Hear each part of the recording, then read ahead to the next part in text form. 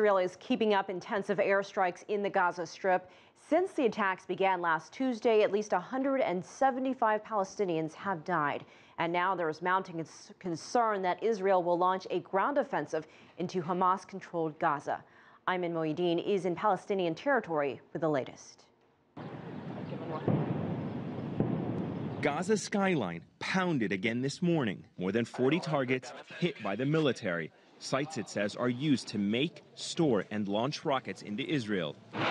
More than 20 fired into Israel overnight, some intercepted by the country's missile defense system, Iron Dome. Israel's considering launching a ground invasion to stop the rocket fire. It's begun warning thousands of residents to leave their homes in the north of the Gaza Strip or risk being injured, or worse, killed. The warnings have sent people escaping for their lives. We went to a neighborhood in the north today.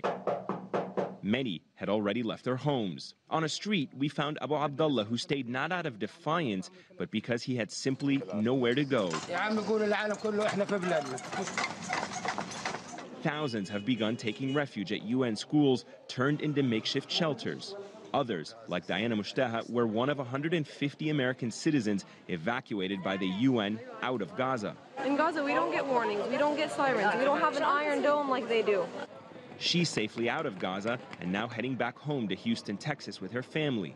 Lucky to be one of the few leaving the war behind.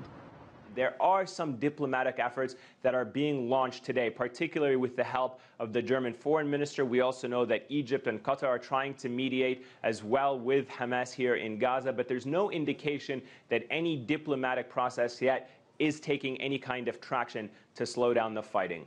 Ayman Mohyeldin, Gaza.